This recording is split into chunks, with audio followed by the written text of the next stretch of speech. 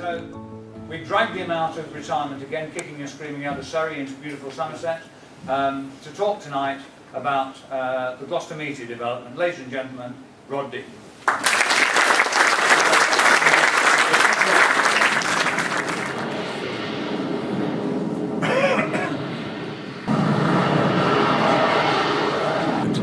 What we're looking at now is a section of Meteor scrambling. 5-second high-low, one bear goes high, one bear goes low.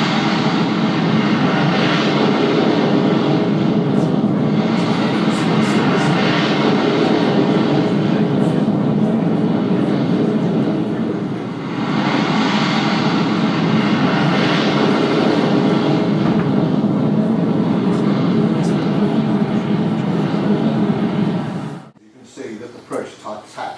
So it's essentially looked exactly the same as the prototype. The only major Meteor. One of the problems, and it's common to all British aircraft, all British fighters, is the Meteor short fuel. Very much so compared with the piston-engined aircraft. And then goes round through the combustion chambers, through that circuitous route, through the combustion chambers, and out the back end. And that was the end of that reverse flow. Although it has been used on turboprop engines, it's been used quite successfully on a number of turboprop engines, but from pure jet engines, I don't think there's anything else to use this usable sliding canopy rather than the opening sideways, etc., etc.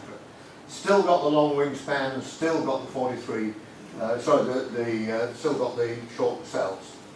But we've now moved to the Derwent engine, which we'll have a look at in a second. This is a cutaway of the Meteor 3, which is representative really of all the early Meteor marks. Cockpit, well forward, excellent view over the nose, tricycle undercarriage, so the old days of landing with a tail wheel and not being able to see forward, all gone. Much easier to handle on the ground than the jet fighters, the piston fighters. 4 20mm cannon, 2 on either side with the ammo behind the pilot, immediately behind the pilot. And this mesh. So a bird strike, for example, is not going to trouble that engine one jot or tittle, because the bird's never going to get anywhere near it.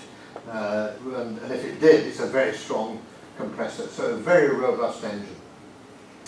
They use the F3 for some early development work, such as flight refuelling, very early experiments, although why somebody chopped the front off that Lancaster. Looks the most revolting aeroplane I've ever seen. Development work involved with them. They extended the engine nacelles, which increased the critical Mach number significantly. Got rid of that very lumpy engine nacelle, had a fairly high drag.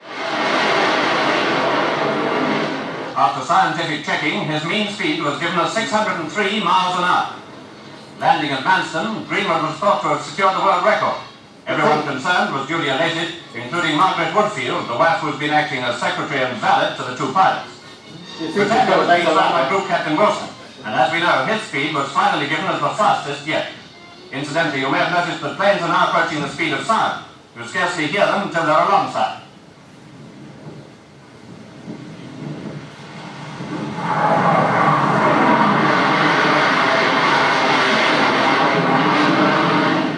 Wilson's average for 4 runs was 606, a big advance on the last official world record set by Germany in 1939 at 469 miles an hour. But explosion was stopped at 606. As for the pilots, their speed in the air is only excelled by their modesty on the ground.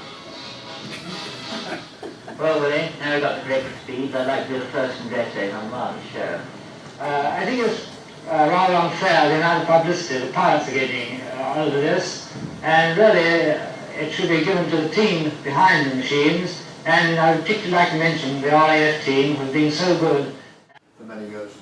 There's another little video coming up here, there's no noise with it. I think it's flown at Tangmere, because that's where they did the record run on this year, down the coast near Worthing. So I think it's Tangmere. But it's some of the most outrageous flying I think I've ever seen.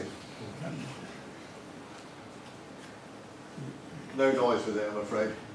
That's Teddy Donaldson in the middle and Neville Duke on the right hand side. I love the way he just takes his hat off. So, you know, climbs into this Meteor. This is I think a 3 as well, because it's got long wings. but you can see it's got the guns fed over. It's probably the aircraft they used for last year.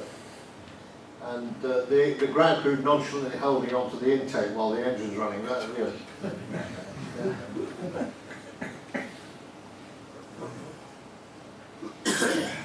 Meteor undercarriage, you can see, is a beef of an undercarriage. Trailing link undercarriage, very soft. You cannot do a bad landing in a Meteor. It just sinks onto the ground. And designed to operate off grass as well as operate off hard.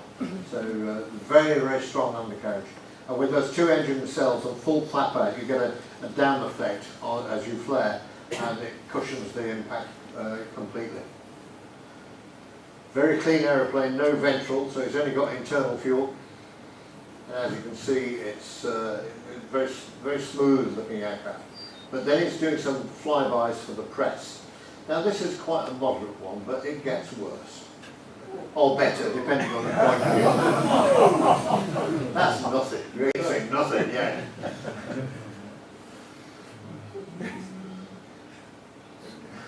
He's obviously deciding that getting lower and lower is the only thing to do. Now watch this one. Even the cameraman's up there. That is not very high. Now he comes into land and he very, very nearly plants it in the undershoot. Unfortunately we lose just a little bit of it, but it comes back just before landing. So he goes off the side and then comes back. And he very nearly puts it in the undershoot. Oh.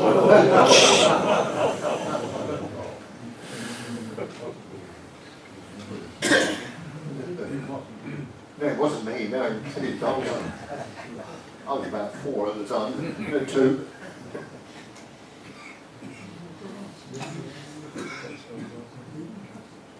You can see on the main undercarriage there the trailing link side of it. And he doesn't have to use a very, very unsafe ladder to get out of the aeroplane. But he seems quite pleased with himself.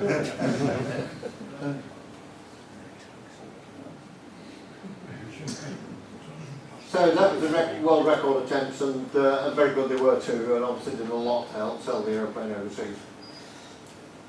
It was also, again, development work was going on. Here's a Meteor 3.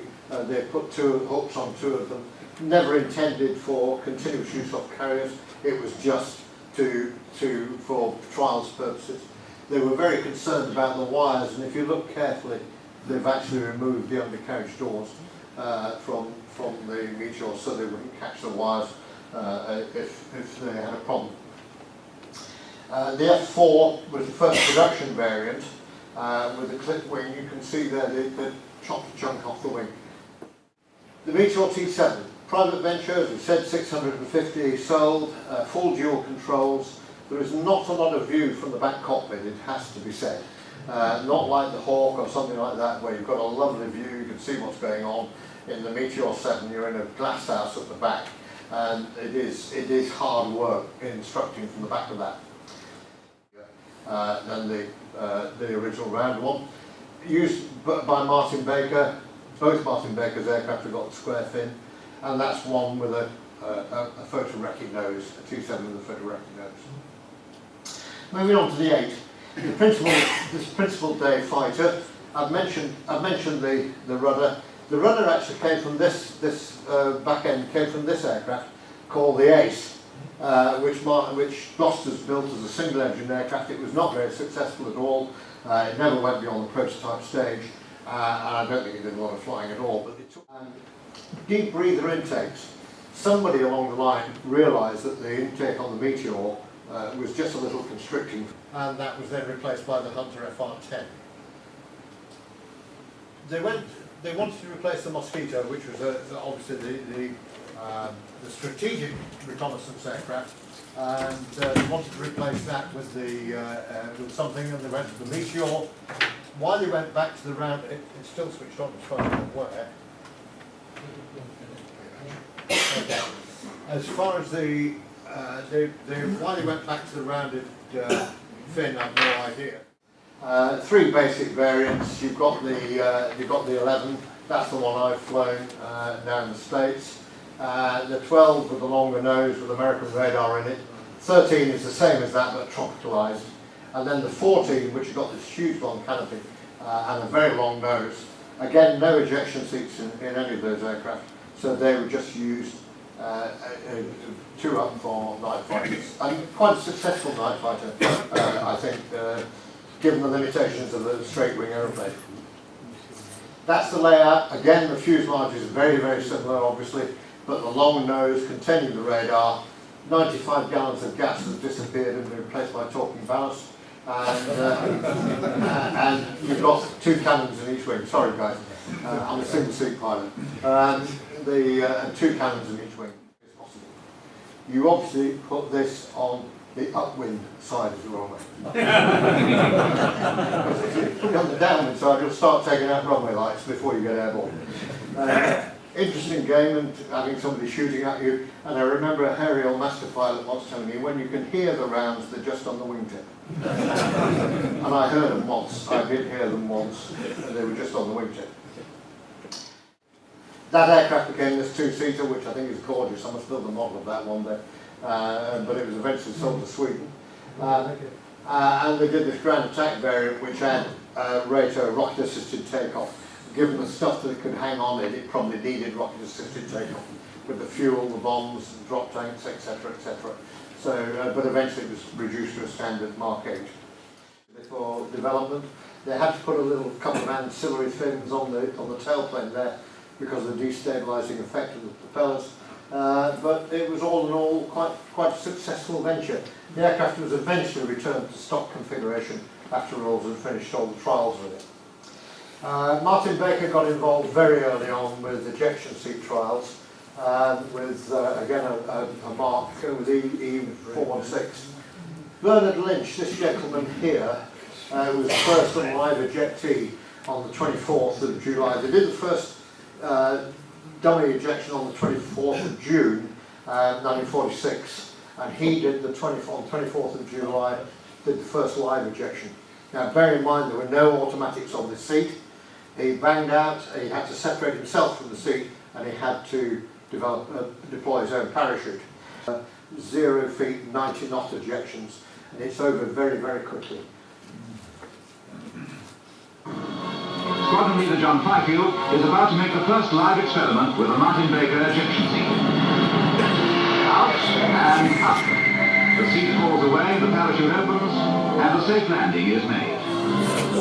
It's been flown in Australia now, and they've painted that's the undercarriage lever and that's the air brake lever. Painted one red and one green. And when you brake into the circuit with the Meteor, you obviously pull the throttles back to idle, you pull the air brakes out, and you keep your hand on the air brake till you've got down to the speed. You put your undercarriage down. You then put the air brake in before you put the undercarriage down. So we're now running into two Martin Baker aircraft. So I think, personally myself, I think it's tragic. If that were Australia, Australia bans people from selling aircraft overseas. You're not allowed to do it without your absolute special clearance. I just wish we took a similar attitude to our vintage aircraft, which is regretful that we don't. But that's me without a hat on, flying Winston, abroad it. Any questions?